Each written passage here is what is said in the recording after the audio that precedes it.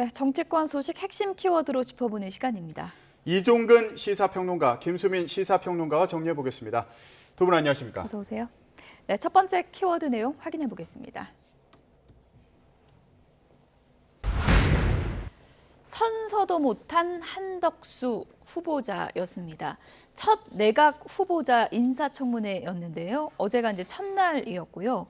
선서도 못하고 30분 만에 파행이 됐습니다. 이종근 평론가님, 네네. 오늘도 비슷한 분위기일까요? 네, 그렇습니다. 일단 지금 민주당에서 요구하는 그런 자료들을 오늘까지 제출하면 어느 정도 그러니까 민주당에서 납득할 만한 어떤 수준이 된다면 열릴 가능성도 있지만 그러나 지금 민주당은 좀 전략적인 어떤 포지션이 있는 것 같아요. 처음부터 강하게 삿발을 잡자 이런 느낌인 것 같아요. 예. 왜냐하면 총리는 사실 본회의 투표까지 있기 때문에 청문회를까지 이렇게 파행시킬 이유는 없어요. 다른 장관들은 뭐 본회의 투표가 없이 청문 보고서 채택으로 끝나기 때문에 청문회 자체로 굉장히 강대강으로 갈 수가 있거든요. 예. 그런데 사상 유례 없이 이 총리 청문회 첫날부터 이렇게 파행을 하는 거는 나머지 모든 일정에서 주도권을 잡겠다라는 민주당의 전략적인 어떤 지금 포지션이 아닌가 싶습니다. 네.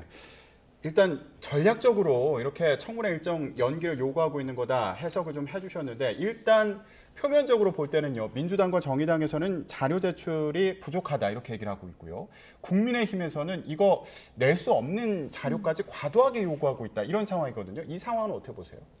일단 이거를 좀 일일이 분별을 해볼 수 있으면 좋을 텐데 자료도 워낙 방대한 데다가 이 내용들을 소상하게 다 국회 밖에서 알 수는 없는 노릇이라서 좀 갑갑한 그런 마음도 듭니다.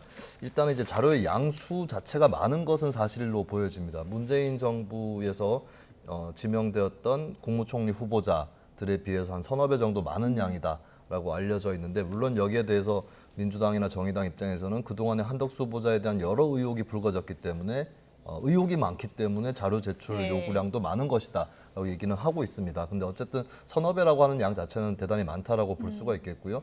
여기에 이제 국민의힘에서 몇 가지 자료는 또 낼 수 없다라고 하는 것이 예를 들면 50년 전에 받았던 봉급의 내역이라든지 또 돌아가신 부친 모친에 대한 재산 내역이라든지 도저히 낼 수 없는 그런 내용들을 하고 그다음에 이제 사생활 침해에 해당하는 것들이 있다라고 주장을 하고 있거든요.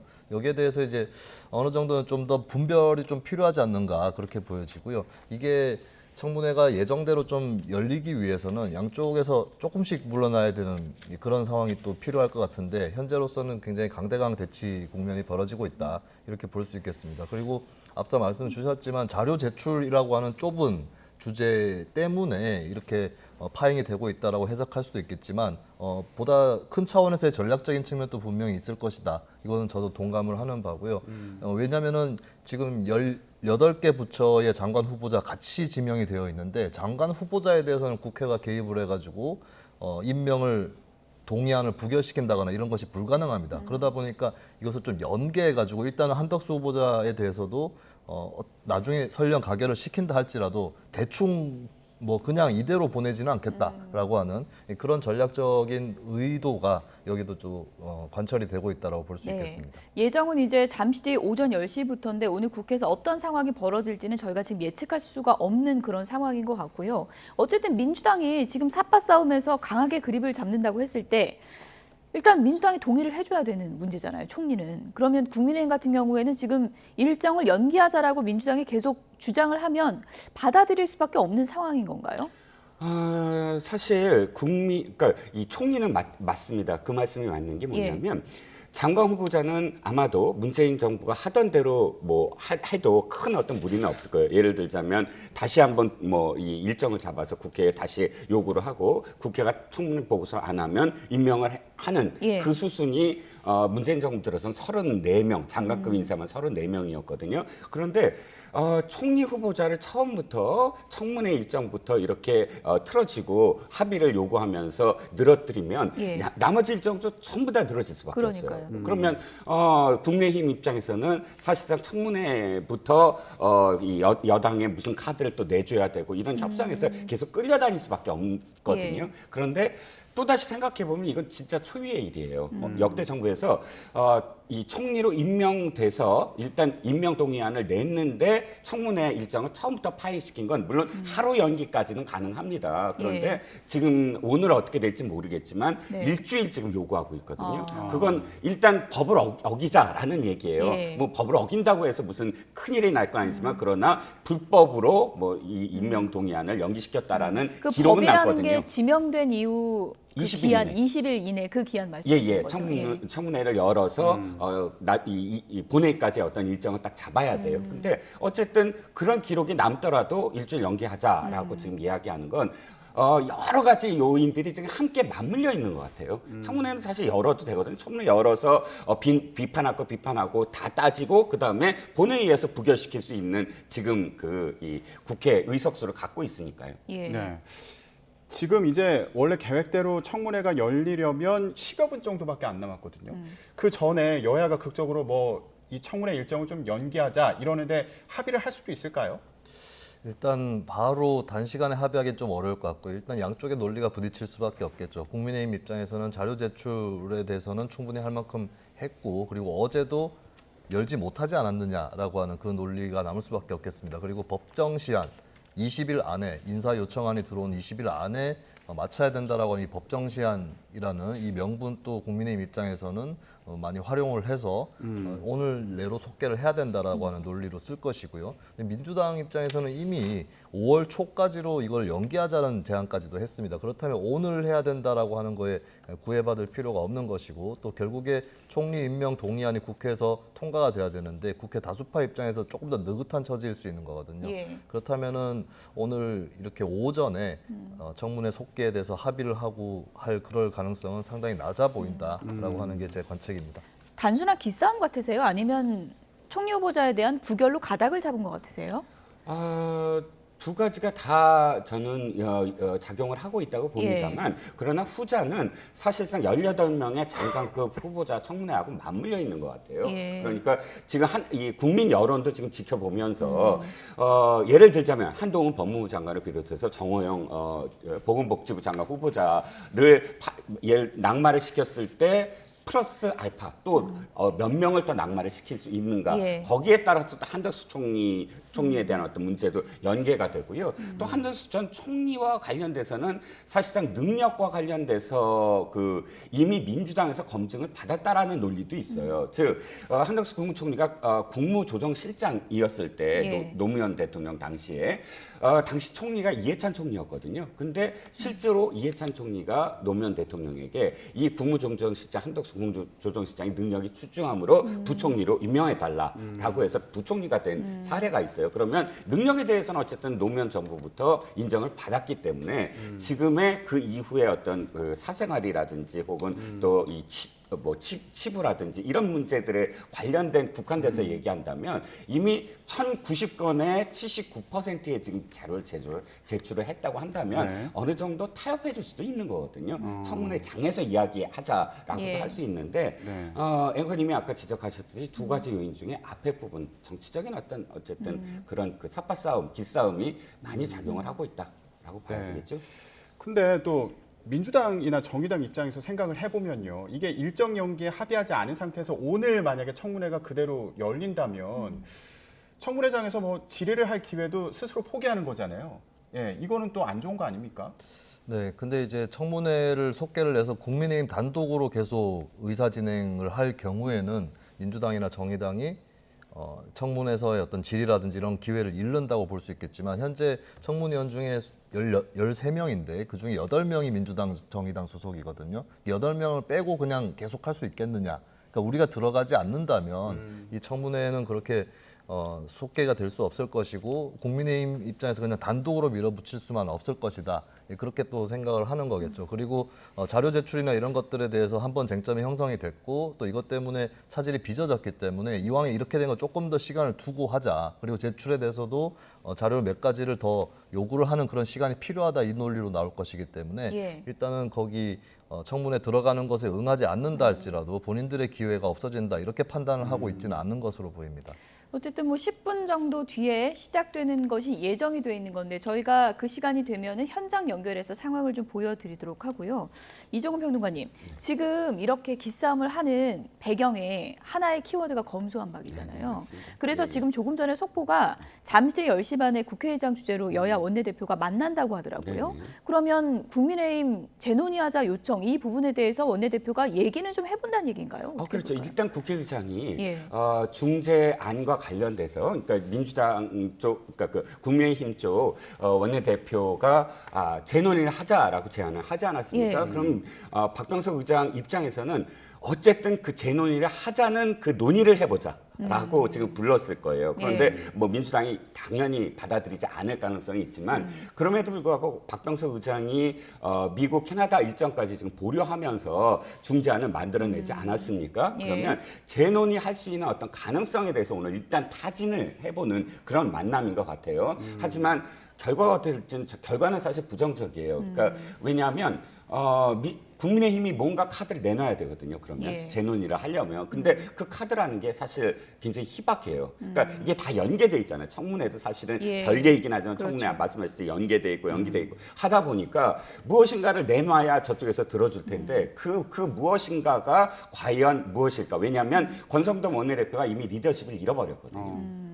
그러니까 강력한 리더십 속에서 지금 협상해도 힘들 판에 그러니까요. 당내에서 이미 신망을 잃어버린 상황에서 자신 마음대로 무엇인가를 내줄 수 있느냐 이것도 지금 한계가 있는 거죠. 네. 그러니까 권성동 원내대표 같은 경우에도 이 공직자와 선거범죄 관련 직접 수사권에 대해서는 재논의를 해야 된다고 얘기는 했지만 이게 오늘 그 여야 원내대표가 만났을 때 제대로 얘기가 진행될지 이건 참 의문인 상황이거든요. 전망 어떻게 하세요? 네, 민주당은 물론이고 박병석 의장도 국민의힘의 새로운 입장에 대해서 반발을 할 가능성이 꽤 있습니다. 왜냐하면 박병석 의장이 혼자 생각으로 중재안을 만들어 가지고 낸 것이 아니라 여야 원내대표와 함께 3명이서 사실 만든 안이라고 볼 수 있겠거든요. 그렇다면 박병석 의장 입장에서 이 안의 옳고 그름을 떠나서 굉장히 이 중재를 위해서 여러 가지로 머리를 짜냈다라고 충분히 생각을 할 수 있는데 이것을 지난 주말이 지나는 동안에 국민의힘에서 파기가 됐다라고 하는 것에 대해서는 일단은 불쾌한 심정일 수밖에 없는 것이고 예. 이 상황에서 이제 재논의를 위한 또 다른 중재안을 낼 수 있을 거냐라고 했을 때 그러면 내가 앞에 냈던 안은 뭐가 되느냐 예, 그것도 겨우 낸 안인데라고 생각 충분히 할 수가 있겠습니다. 그런 의미에서 이 자리는 일단은 재논의를 하기 위해서 노력하는 권성동 원내대표의 노력하는 자리 정도의 수준에서 그칠 가능성이 높아 보이고요. 현재로서는 또 다른 어떤 합의를 추동할 수 있는 그런 계기는 되지 예. 않을 가능성이 높아 보입니다. 어쨌든 협상의 당사자였던 권성동 원내대표는 이번에 체면을 구기고 리더십이 지금 시험대에 올랐는데 이렇다 보니까 김성태 전 원내대표가 다시 소환되고 있습니다. 의석수 탓하는데 그때는 드루킹 특검 이끌어내지 않았냐 이런 얘기들이 나오고 있죠. 네, 일부 언론에서 김성태 원내대표를 부활시켰습니다. 예. 김성태 원내대표 여러 가지로 다른 면에 있어서는 비판받는 대목도 많지만 예. 그러나 그 당시에 사실상 당에서도 이 현 그 정부가 또는 민주당이 드루킹 특검을 받을 거라고 생각을 못했을 지금 정도로 단식 농성하고 있었던 그 예, 당시 7일간 모습을 보여드리고 있는데요. 단식 농성을 예. 했고요. 이 당시는 그야말로 김성태 원내대표의 이 결단, 그러니까 자기가 단식으로서 해결하겠다라는 그 결단으로 이루어졌고 뜻밖에도 어쨌든 민주당이 7일간의 어떤 상대당 원내대표의 단식을 지켜보면서 드루킹 특검을 덜컥 받았어요. 그러니까 예. 결과적으로는 드루킹 특검을 받아내고 현 정부의 당시의 문재인 후보의 가장 옆에서 지근거리에서 보좌했던 김경수 지사, 당시는 보좌관이었지만 어쨌든 예. 그의 혐의를 네. 밝히는데 아주 혁혁한 그 단초가 좀 뭐 됐고요. 폭행당하는 일까지 있었잖아요. 그렇죠. 예. 뺨을 맞았고 그런 과정들이 이렇게 쭉 첫날에는 예를 들자면 의혹이 좀 있었어요. 예. 에이 지금 단식해서 될까? 우리 너무나 의석수가 적고 또 당시는 정부가 출범했던 때라 굉장히 정부의 어떤 드라이브가 강하게 실려 그렇죠. 있었던 어떤 상황이었거든요. 그런데 차곡차곡 시일이 지나고 또 저런 어떤 폭행 사건 뭐 이런 것들이 스토리가 겹쳐지면서 여당에서도 뭐 이렇게 그 드루킹 특검을 받을 수밖에 없는 상황인데 권성동 원내대표가 한 말씀만 더 드리면 좀 너무 뭐랄까요 나이브하게 생각했던 것 같아요. 그러니까 뭐 단식까지는 아니더라도 예. 정말 얻어낼 수 있는 자기가 노력하는 어떤 과정들을 스토리로 만들어내고 그 다음에 안이 나왔어야 됐는데 예. 너무나 빨리 너무나 쉽게 그 지켜보는 사람들 예. 입장에서는 덜컥 받았단 말이죠. 예. 그러니까 이런 과정들이 김성태 원내대표하고 좀 많이 지금 이렇게 그 비교가 될 수밖에 없는 거죠. 네, 그러니까요. 그러다 보니까 권성동 원내대표가 이거 합의하는 과정에서 좀 내부적으로 협의가 부족했던 거 아니냐 이런 지적을 하는 경우도 있고요. 특히 윤 당선인과도 충분히 논의를 했던 게 맞나 이런 시선도 있더라고요. 네. 많은 분들이 권성동 원내대표가 그동안 윤핵관으로 불려왔기 때문에 권성동 원내대표의 의사는 어느 정도 윤석열 당선인의 의사를 반영하고 있는 거 아니냐라고 생각을 했을 겁니다. 예. 그리고 이 합의안이 나온 다음에 국민의힘 내부에서 의원총회에서 어느 정도의 반대 의견이 있었는데 권성동 원내대표가 다 설득을 했거든요. 예, 그런데 결국에는 다시 반발이 터져 나오고 이것을 뒤집고 그리고 이제 중요한 것은 그 한동훈 법무부 장관 후보자가 반발을 했습니다. 그렇다면은 한동훈과 권성동 중에 누가 윤석열 당선인의 의중을 대변하고 있는 건가? 이런 혼란상이 또 빚어지고 있는 것이죠. 결국에는 지금 드러나고 있는 것은 이제 글쎄요, 이게 실제로 얘기를 해놓고 나중에 아닌 척하는 건지 아니면은 실제로 권성동 원내대표가 조금 독단적으로 일을 처리한 건지는 잘 모르겠지만 결국에는 당이라든가 지지층의 의사도 제대로 대변하지 못했다라고 하는 것이 드러나고 있는 네. 이런 상황인 것이고, 근데 저는 권성동 원내대표 책임론이 여러 곳에서 불거지고 있는데 저는 국민의힘 자체가 좀 스스로 돌아볼 일이라고 생각합니다. 예. 의원총회에서는 왜 충분하게 토론을 하지 못했는지, 그리고 최고위원회에서 결국 당 지도부가 최고위원회입니다. 의원총회가 아니라. 근데 최고위원회에서 나중에 뒤집어야 될 정도로 당에서 그렇게 숙이라든지 합의가 없었다라고 하는 거거든요. 이것이 이제 한국의 현재 정당 정치를 돌아봐야 될 일이다라고 봅니다. 사실 이 현상은 민주당도 마찬가지인데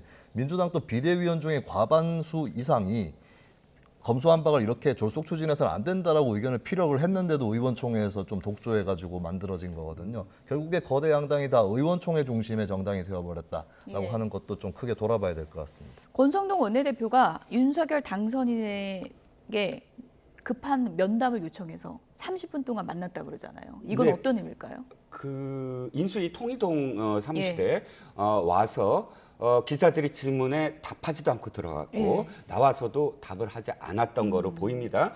답을 하지 않았던 건 저는 이렇게 봐요.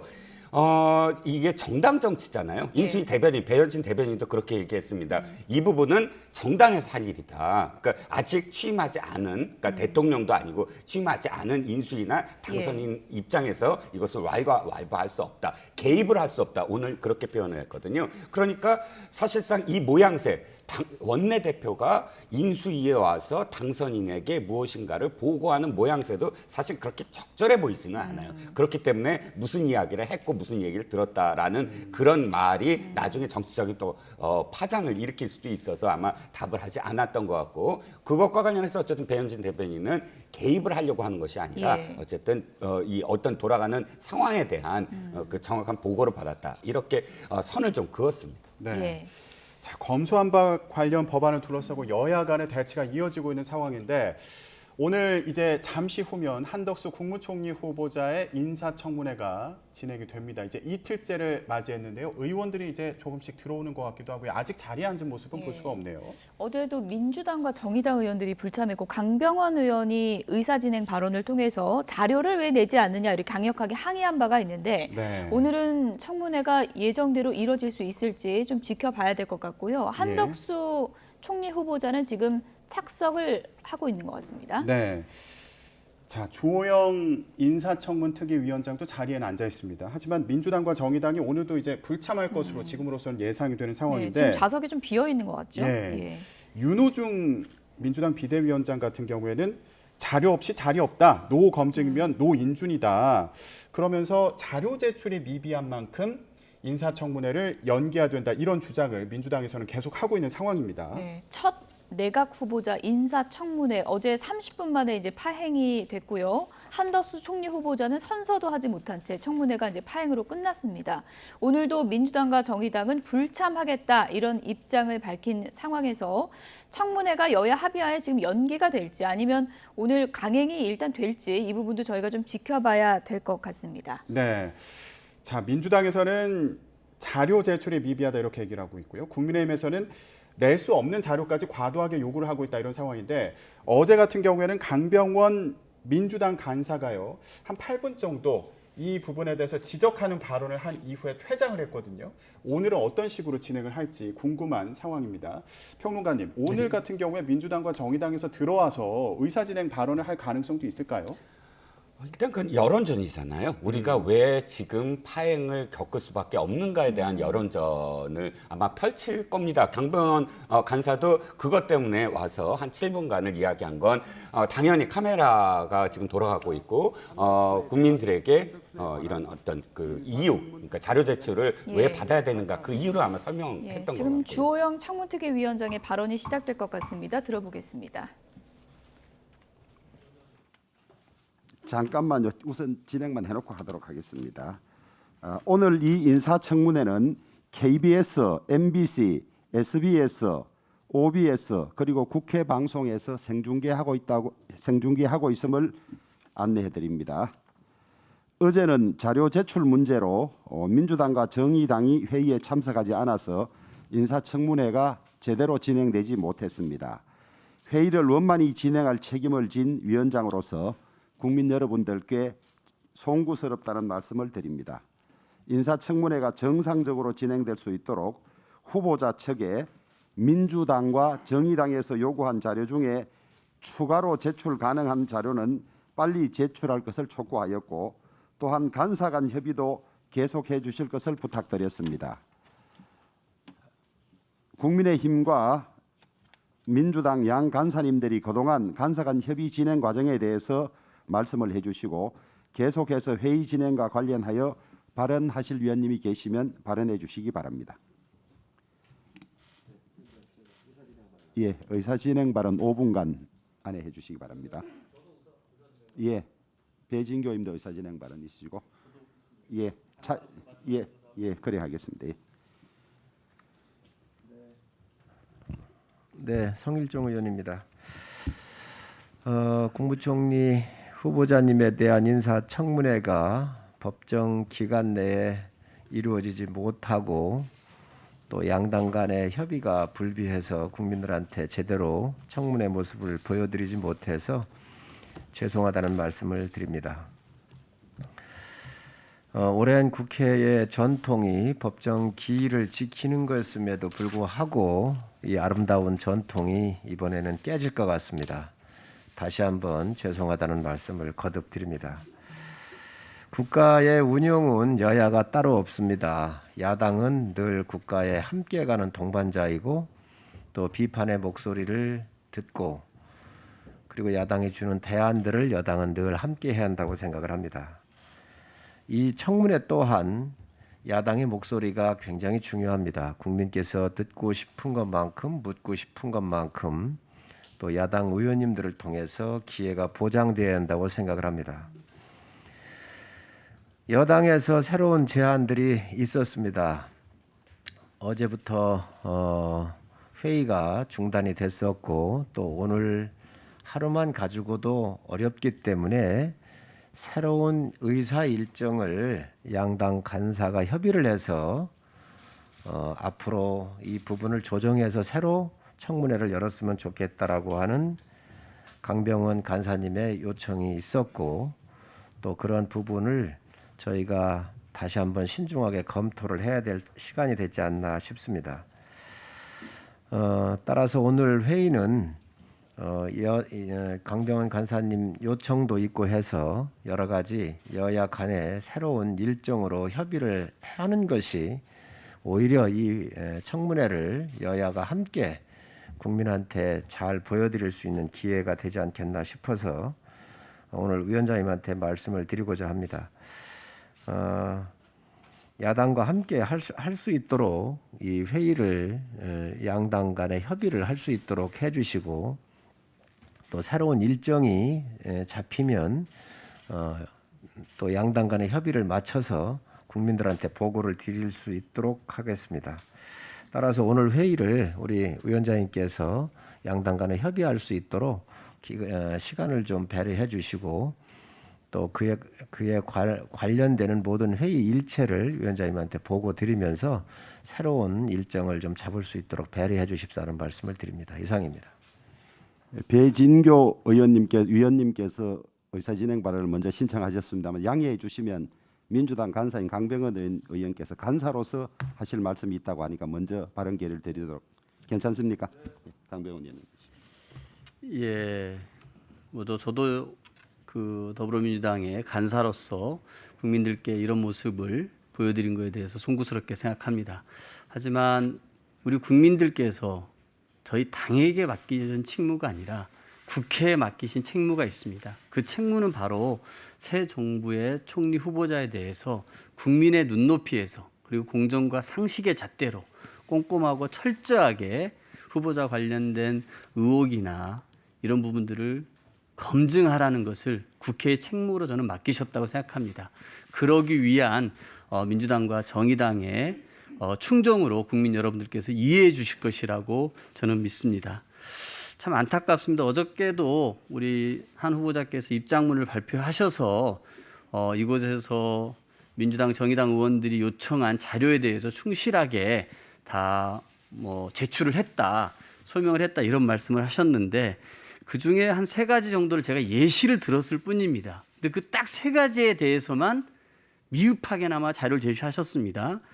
부동산 거래 기록과 납세 기록을 냈다고 하셨습니다. 근데 사실은 아니었습니다. 후보자께서 국회가 재산 형성 의혹을 검증을 위해 요청한 AT&T 등 외국 기업에서 받은 6억 2천만 원의 월세 소득에 대한 납세 내역 그리고 부동산 법인과의 거래 내역 전혀 제출하시지 않았습니다.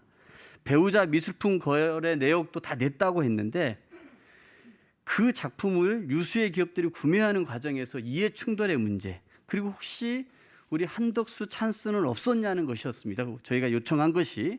그런데 제출한 내용은 판매된 작품이 10점이고 그 액수가 1억이라는 사실 외에는 어떠한 자료도 제출하지 않았습니다. 구매자를 특정해서 누구를 얘기하라는 게 아닙니다. 적어도 법인이 사갔다라면은 그 법인의 이름 정도는 바뀔 수 있는 거 아니겠습니까?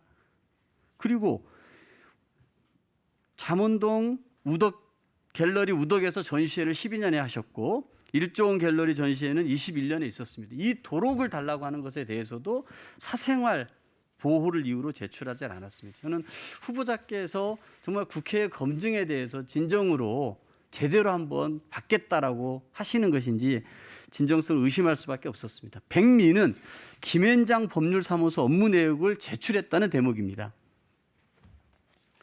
이 판례를 한번 봐주십시오.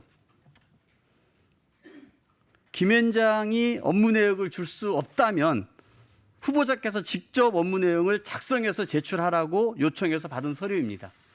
그리고 저희 민주당, 정의당 의원들이 요청했던 것도 후보자께서 김현장에서 한 업무 내역을 달라고 한 것이지 김현장에서 받아다가 달라고 한 것이 아니었습니다. 후보자께 요청한 것이었습니다. 받아서 서류를 봤더니 총 6페이지였는데요.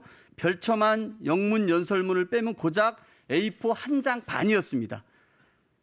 종이 한 장이 15억이면 다른 한 장이 5억입니까? 4년 4개월을 근무하면서 20억을 받았다는데 한 일은 간담회 4번 참석이 다란 말입니까? 국민께서 이 해명을 어떻게 납득할 수 있겠습니까? 그렇기 때문에 저희 민주당, 정의당 의원들이 이 부분에 대해서 자료를 달라고 요청했음에도 불구하고 계속해서 안 나온 겁니다.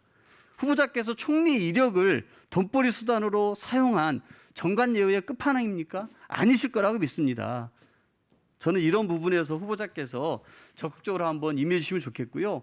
오늘 존경하는 성일정 간사님께서 이 일정 협의와 관련해서 저희 측의 의견을 받아들이시고 적극적으로 협상에 임하셨다고 했는데요.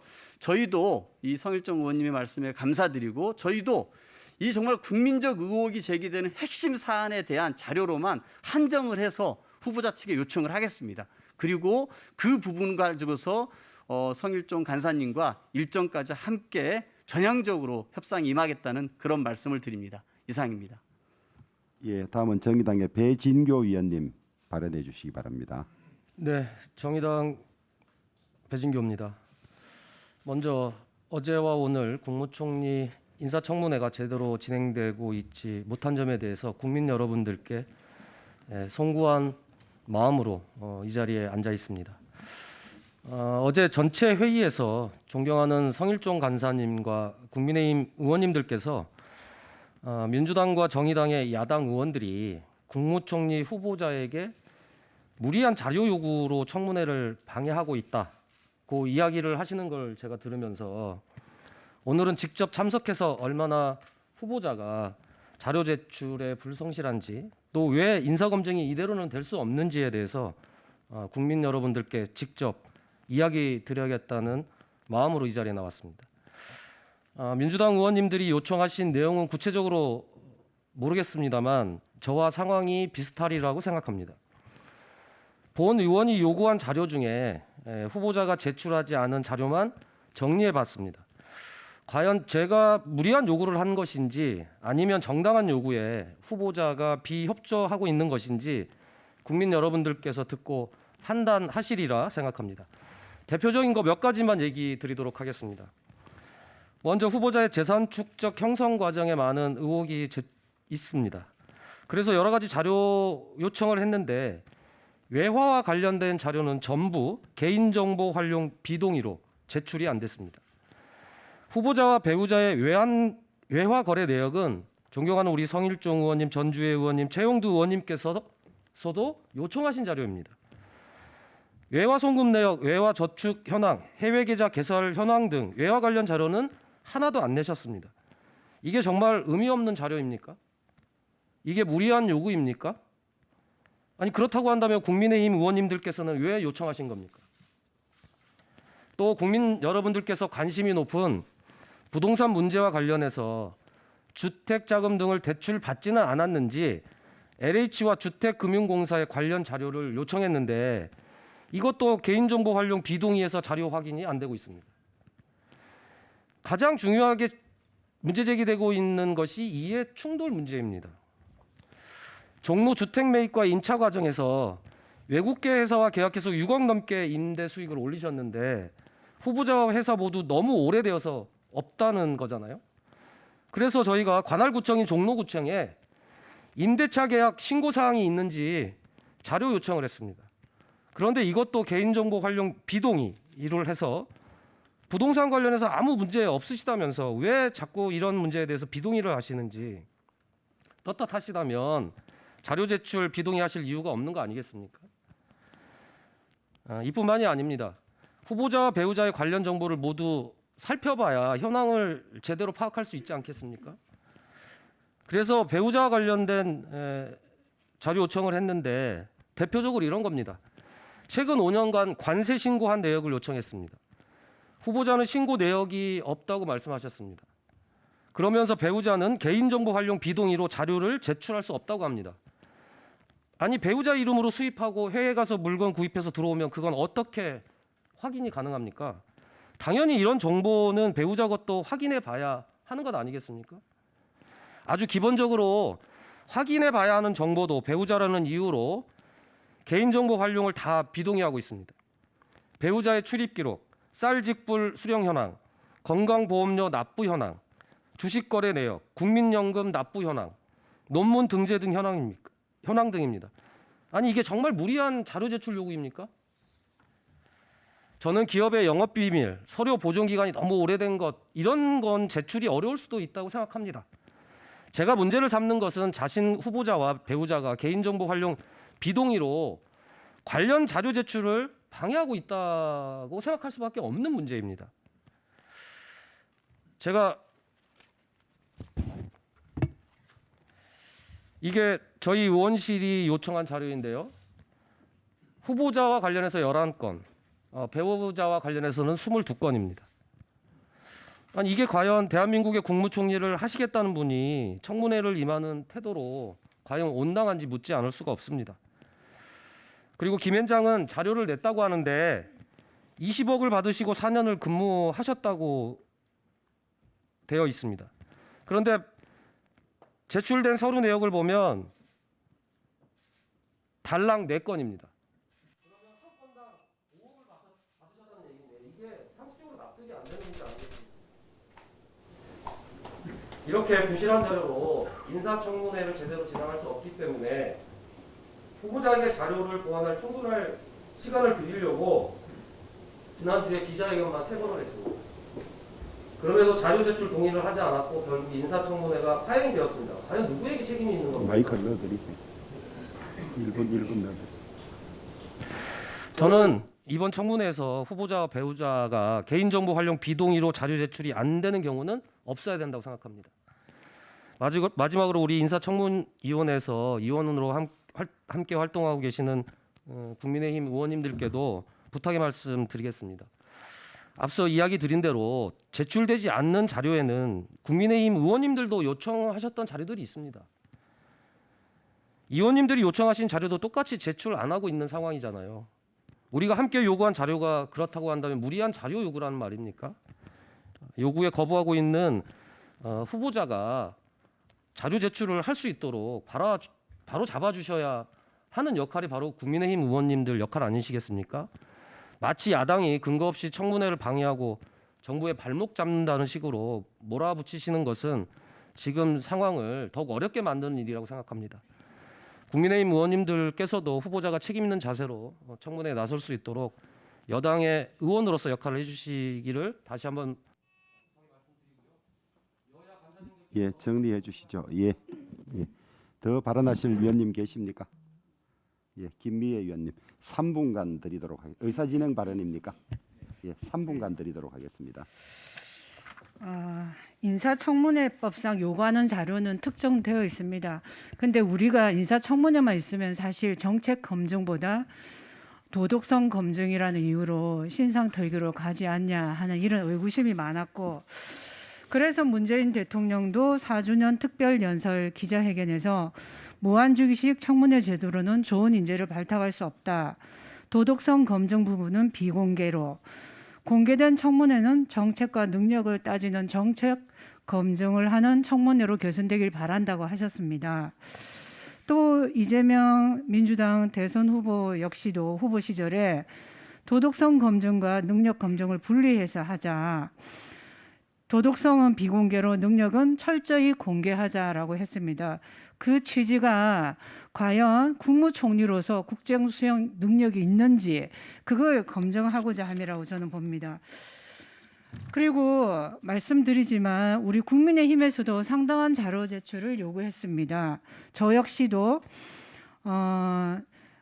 제가 지금 집권당이 곧 되겠죠. 그렇지만은 그 이전에도 똑같은 자료를 요구했었고 지금 역시도 우리 후보자에게 같은 자료 요구를 했습니다. 네, 한덕수 국무총리 후보자 인사청문회 오늘이 이틀째였는데요. 보신 것처럼 오늘도 이제 파행이 됐습니다. 결론적으로 지금 보면은 청문회 일정 여야 협상에서 다시 잡겠다, 연기하자 이렇게 결론이 난 것 같죠?